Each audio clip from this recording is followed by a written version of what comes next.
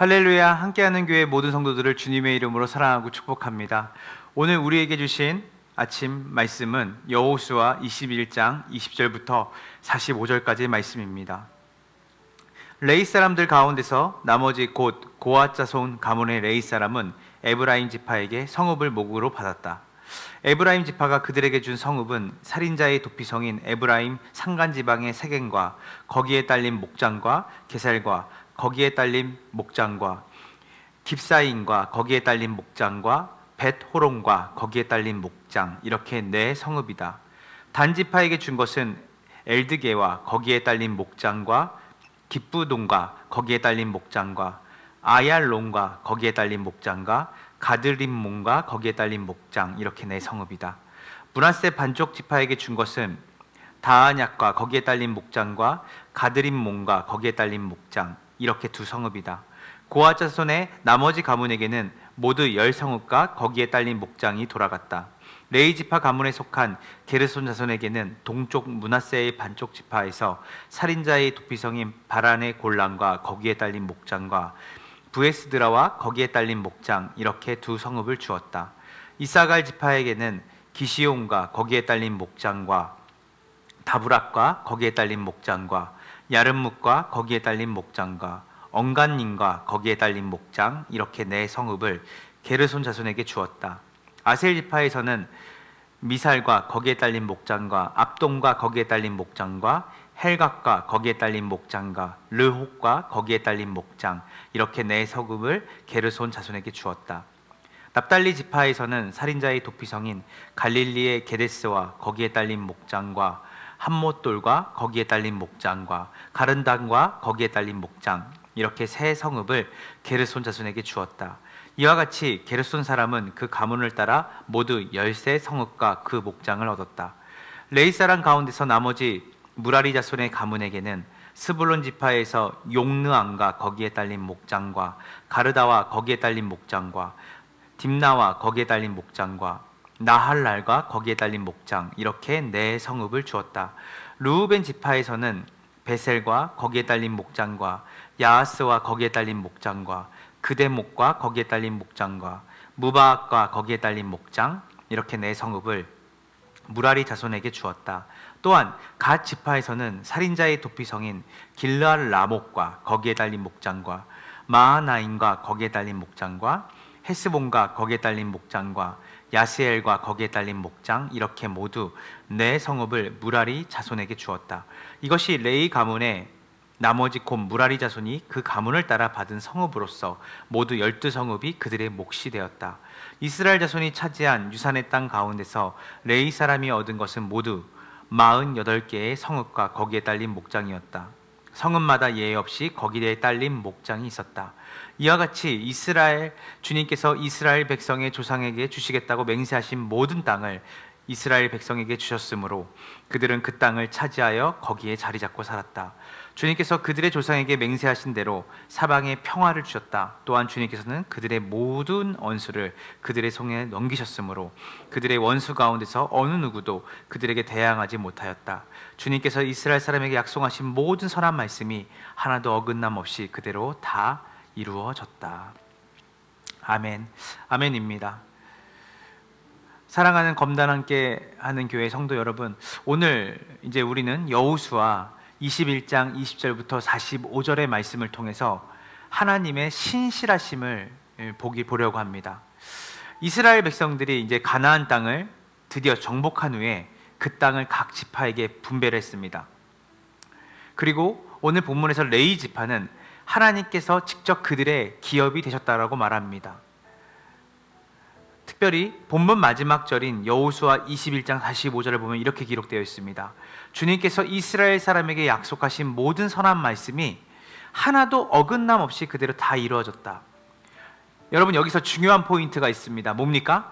하나도 어긋남이 없이 다 이루어졌다는 겁니다. 하나님은 이스라엘 백성에게 약속하신 모든 것을 완벽하게 성취하셨습니다. 여러분의 삶에도 하나님이 주신 약속이 있으심을 믿으십니까? 우리가 오늘 이 본문의 말씀을 통해 반드시 배워야 될 것은 하나님의 약속은 변함이 없고 반드시 이루어진다는 것입니다. 오늘 본문에서 레위 지파는 땅을 직접 기업으로 받지 못했습니다. 대신 하나님께서는 그들에게 성읍과 목장을 주셨죠. 고앗 자손에게는 에브라임, 닷, 므낫세 지파에게 10개의 성읍을 주님 주셨고요. 또한 게르손 자손에게 므낫세 반지파, 이사갈, 아살리, 남달리 지파에게서 13개의 성읍을 받게 하셨습니다. 무라리 자손은 스불론, 르우벳, 갓 지파에게 12개의 성읍을 받고요. 레위 지파 전체는 총 48개의 성읍을 기업으로 받습니다. 여기서 중요한 점은요, 다른 지파들은 가나안 땅에 각자의 기업을 받았어요. 그러나 레위 지파는 하나님 자신이 그들의 기업이 되셨다라고 말을 하고 있습니다. 여호수아 13장 33절을 보면요, 이렇게 나옵니다. 레위 사람들에게는 기업을 주지 않았다. 왜? 여호와께서 그들의 기업이 되셨다. 여러분, 이것이 무슨 의미일까요? 다른 사람들은 넓은 땅을 받았지만 레위 지파는 땅을 하나도 받지 못했다, 이런 의미가 아닙니다. 여기서 중요한 것은 레위 지파 사람들이 받은 복은 그들은 하나님과 더욱 가까이 사는 복을 받았다는 것이에요. 하나님이 그들의 기업이 되셨기 때문이죠. 하나님께서는 그들의 삶을 하나님의 성전을 섬기는 일로 부르셨고요. 그리고 그들의 필요를 하나님께서 직접 공급하셨습니다. 우리도 마찬가지입니다. 세상은 물질과 땅을 중요시 여기죠. 그러나 진짜 영적 레위인, 진짜 그리스도인인 우리의 삶 가운데 우리의 진짜 기업은 세상이 말하는 물질과 땅이 아닙니다. 바로 하나님이 여러분의 기업이 되십니다. 믿으십니까? 여러분은 하나님을 기업으로 삼고 계세요? 세상의 성공보다 하나님과의 관계를 더 소중히 여기십니까? 또한 하나님은 단 한 번도 자신의 약속을 절대 취소하지 않으십니다. 이스라엘 백성이 가나안 땅을 정복하는 과정에서 수많은 전쟁과 어려움이 있었습니다. 그러나 결국 하나님은 그들에게 가나안 땅을 주셨습니다. 오늘날 여러분의 삶에도 하나님은 동일하게 역사하세요. 지금은 당장이 응답이 없는 것처럼 보여요.